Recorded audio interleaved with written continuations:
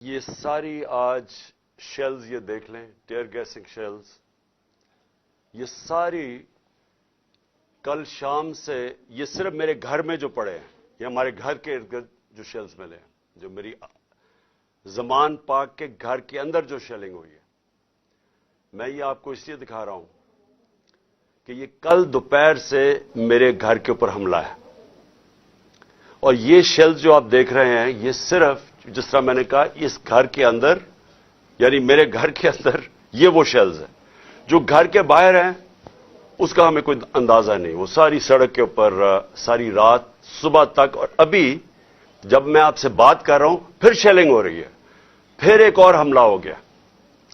تو میں اپنی قوم کے سامنے ایک سوال رکھنا چاہتا ہوں کہ یہ کون سا میں نے اتنا بڑا جرم کیا تھا کہ میرے گھر کے اوپر حملہ، کبھی کسی پولیٹیکل لیڈر کے گھر کے اوپر اس طرح شیلنگ نہیں ہوئی، اور وہاں عورتیں تھیں، ہمارے نوجوان تھے، ان کے اوپر جس طرح اٹیک کیا گیا، اس کی کوئی تو کیا وجہ تھی؟ میرا جرم کیا تھا؟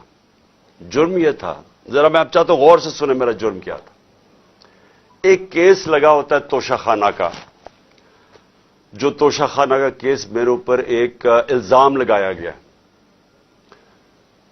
اور شکر ہے اللہ کا کہ وہ الحق ہے، وہ توشہ خانہ کا سب کے سامنے اب ریکارڈ آ گیا۔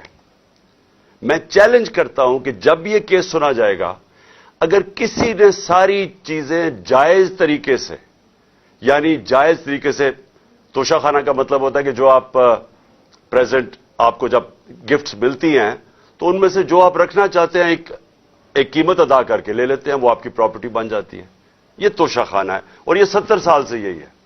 اور یہ جو کہتے ہیں کہ وہ اچھا جی وہ آپ کو کوئی بڑا تحفہ ملا تھا، اسٹیٹ گفٹ، جو آپ چیز خریدتے نہیں ہے توشہ خانہ کی، وہ آکشن ہو جاتی ہیں، وہ کوئی عجائب گھر میں نہیں رکھی جاتی۔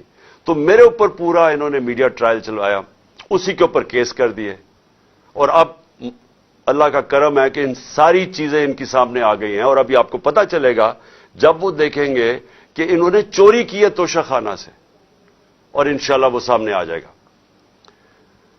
اب توشہ خانہ کا کیس لگا F8 کی کچہری میں۔ F8 کی کچہری میں 2 دفعہ بم دھماکے ہو چکے ہیں، وہ اس کو آپ کی جو سیکیورٹی ہے وہ پروٹیکٹ ہی نہیں کر سکتے۔ وہ جگہ ایسی ہے کہ وہاں وکیل بھی شہید ہوئے، وہاں ججز بھی شہید ہوئے، ادھر ہی جب 2 دفعہ دہشت گردی ہوئی، تو جب وہاں اس کو پروٹیکٹ کر ہی نہیں سکتے، اور خود انٹیریئر منسٹر کہہ رہا ہے کہ میری جان خطرے میں ہے، انٹیریئر منسٹری کہہ رہی ہے کہ میری جان کو خطرہ ہے، ایک میرے اوپر حملہ ہو چکا ہے۔ مجھے پتا ہے کہ جو لوگ آج بیٹھے ہوئے ہیں یہ اقتدار میں، جو شہباز شریف اور رانا ثناء اللہ، انہوں نے ہی پہلا میرے اوپر کیا تھا، اور ایک اور ایجنسیز کے آدمی نے، اب وہی پاور میں بیٹھے ہیں، خطرہ ان سے ہے۔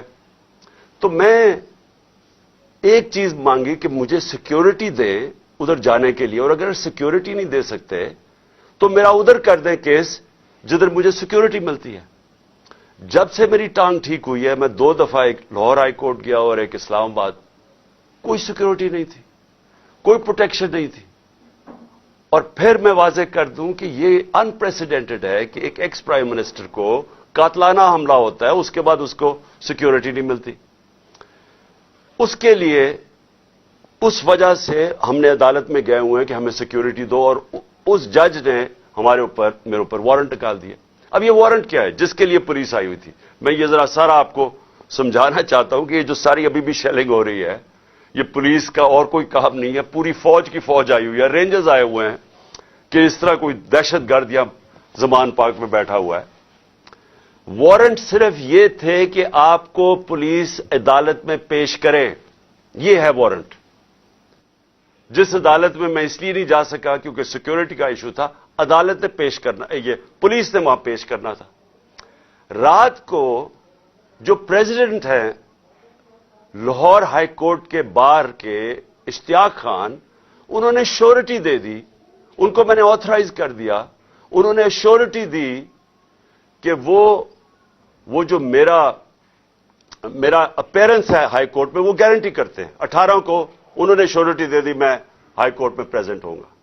تو جب انہوں نے شیورٹی دے دی تو وہ پولیس آفیسر جو مجھے اریسٹ کرنے آیا تھا اس کو شیورٹی مل جاتی، وہ کیس اس کو انتظار کرنا چاہیے. تو میں نے فیصلہ کر لیا کہ میں عدالت جا رہا ہوں، اس لیے تو وہ آیا تھا مجھے اریسٹ کرنے.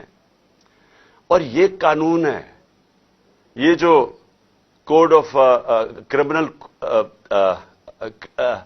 CCP جسے کہتے ہیں کہ کوڈ فار کرمنل CRPC جو کوڈ ہوتی ہے جس کے تحت یہ قانون بنا ہوا ہے، اس کا سیکشن 75 کہتا ہے کہ یہ اگر کر دیں تو پولیس آپ کو اریسٹ نہیں کرتی.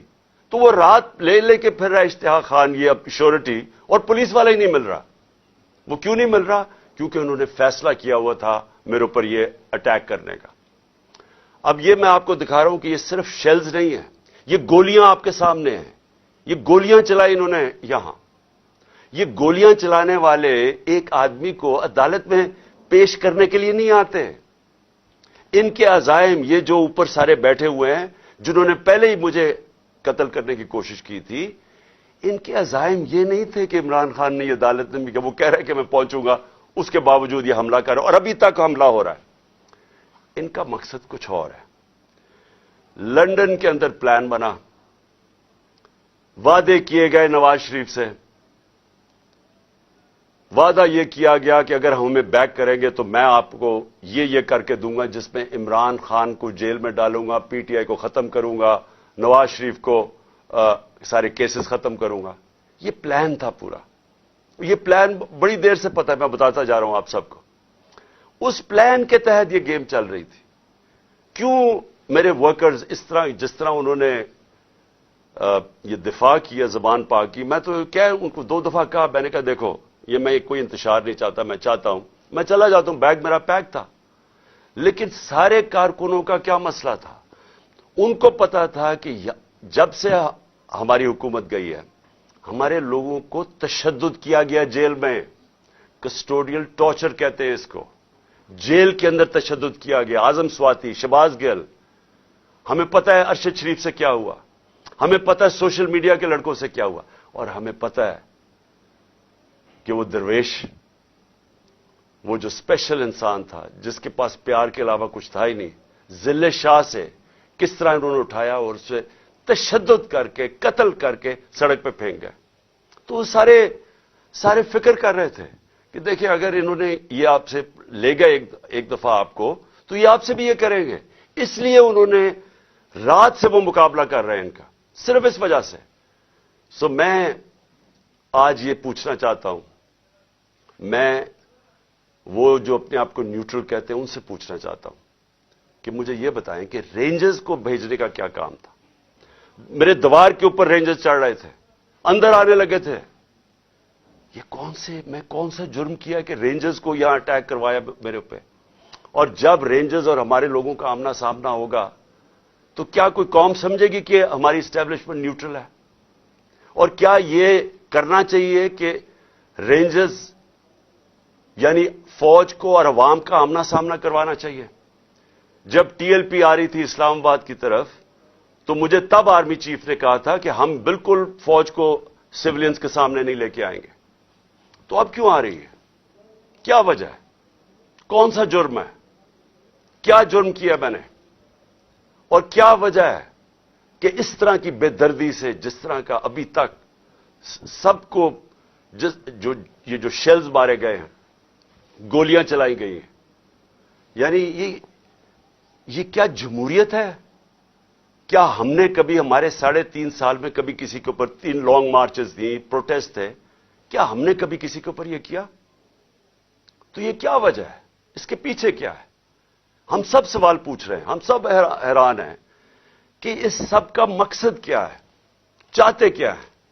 کیا یہ وہ ساری وہی ایک تسلسل ہے کہ کسی طرح تحریک انصاف کو دیوار سے لگاؤ، لیکن اس سے بھی زیادہ عمران خان کو مائنس کرو بیچ میں سے، اس لیے پکڑنے آئے تھے؟